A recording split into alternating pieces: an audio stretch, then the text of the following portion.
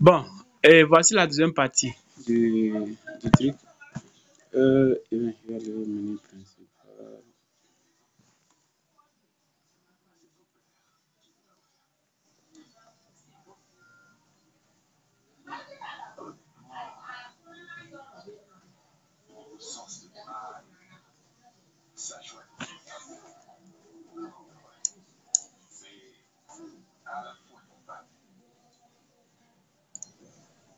Ok, voici le menu ici.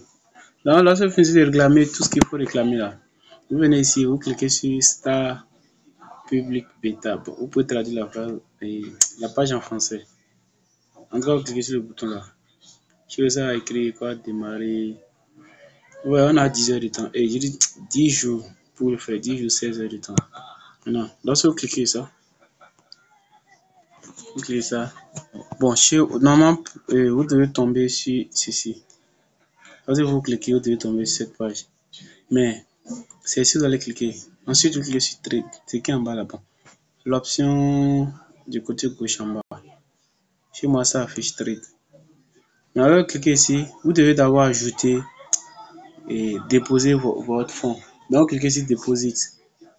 Alors, cliquez Deposit. Vous venez ici, USDT. Moi, il est déjà déposé.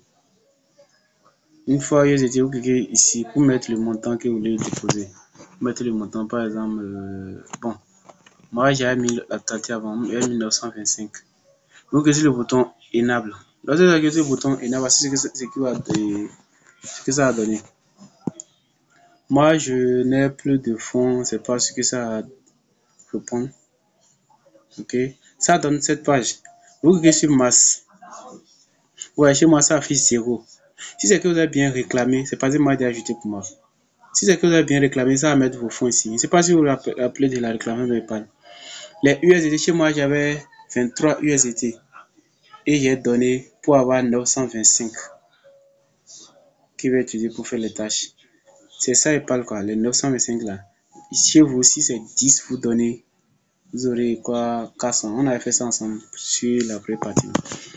Donc, vous mettez clé sur masse et ça affiche le solde total de vos USDT. Vous cliquez sur suivant. Ensuite, vous approuvez. En tout cas, vous cliquez sur.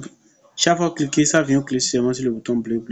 Et puis, ça va vous ramener au menu principal de la page.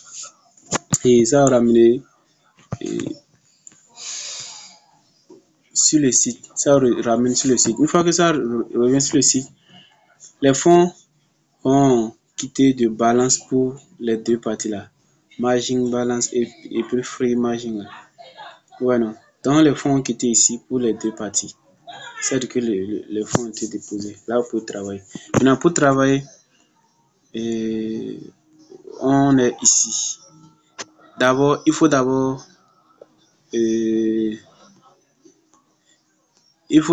travailler sur l'effet de levier, leverage. Vous faites l'effet de levier, c'est un peu comme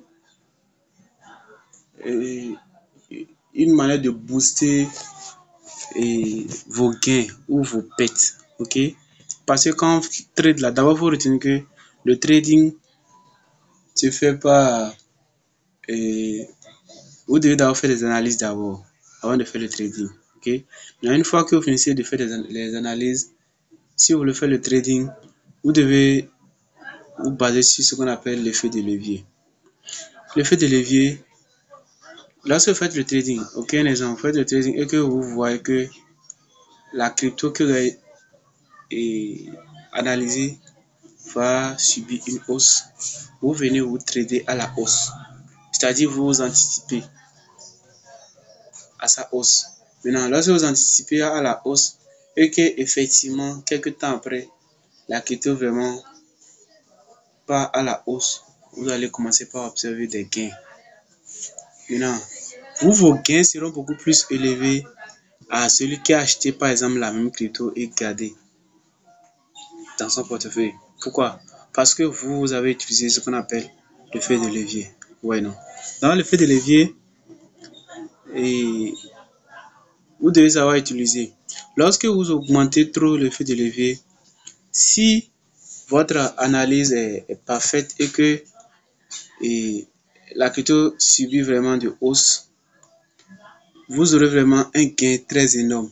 Mais s'il y a le phénomène inverse, c'est-à-dire si la crypto, vous avez normalement analysé, vous avez fait un truc pour dire que la crypto doit partir à la hausse.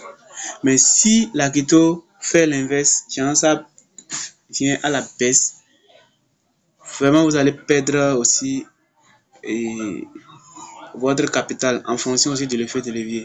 Maintenant, une chose encore, c'est que lorsque vous utilisez un effet de levier très élevé, il y a ce qu'on appelle le prix de liquidation. Ok? À chaque trade là, ça affiche le prix de liquidation.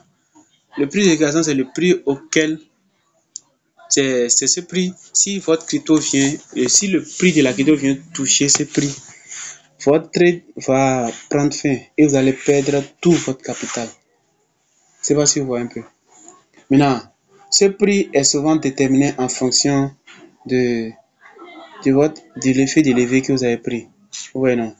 Maintenant, lorsque l'effet de levier est très élevé, le prix de liquidation est souvent très proche du prix de la crypto. Vous voyez?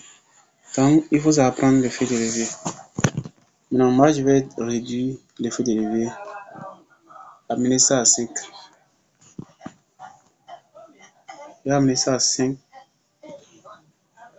Maintenant, vous cliquez ici, dans la case là, en bas des montres là.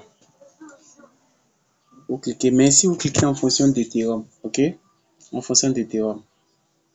Vous ne mettez pas, comme vous avez pas, moi j'ai 925 $, non, USDT. Je ne vais pas mettre 925 ou bien 100 USDT, non, non, non.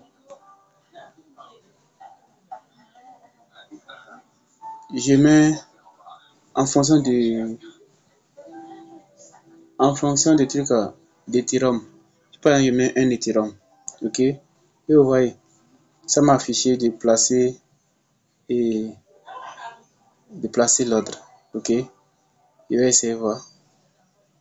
J'écris ici place nickel order. Bon, pour moi c'est en anglais, je ne sais pas chez vous ce que ça a donné. Maintenant, je parlais des frais. Bon, cliquez d'abord sur signer.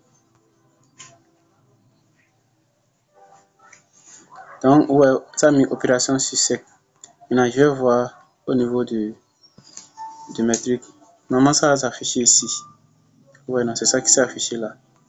J'ai placé une position. Ouais. C'est ce que je disais. C'est ça qui est ici. Liquidation price.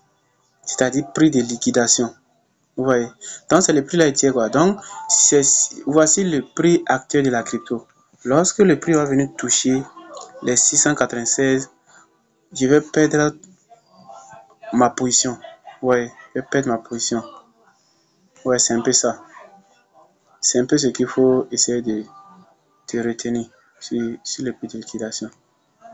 Donc, c'est un peu ça. Maintenant, et quoi, c'est à chaque. Actuellement, on dit profit loss, c'est-à-dire gain perte. Actuellement, je suis à moins de 0,03 $. Ouais, moins de 0,03 $. Donc, je crois que pour les différents trades là, vous coupez, vous relancez, vous coupez, vous relancez. Vous voyez. Donc, c'est un peu ça. Si c'est ces trucs, vous lancez quelques minutes après, vous cliquez. Je crois que c'est ici. Oui, vous cliquez sur 3 points, cliquez sur close position. Ok. Et puis, vous fermez la position. Lorsque vous fermez la position, vous allez encore refaire le même exercice. Je ne sais pas si vous me suivez un peu. C'est ça que vous allez faire chaque fois pour créer un grand volume. Et c'est en fonction du volume que vous créez là que vous aurez les points. Vous voyez un peu que vous avez les points. C'est en fonction de ces points maintenant qui vont vous partager les pièces. C'est un peu comme ça. C'est un peu ça. C'est un peu ça. Ouais, mais gain actuellement ici à 0,34. Bon, je crois que je vais fermer la position et relancer encore pour voir. Mais cette fois-ci, je vais augmenter l'effet de levier.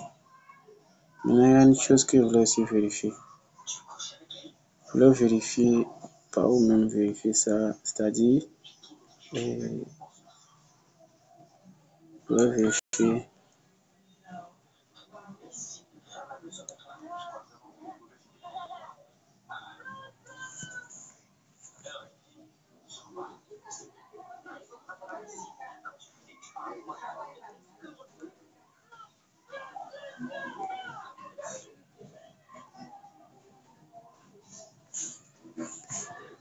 Ok. Donc, c'est un peu ça. Donc, faites chaque fois, même merci plusieurs fois.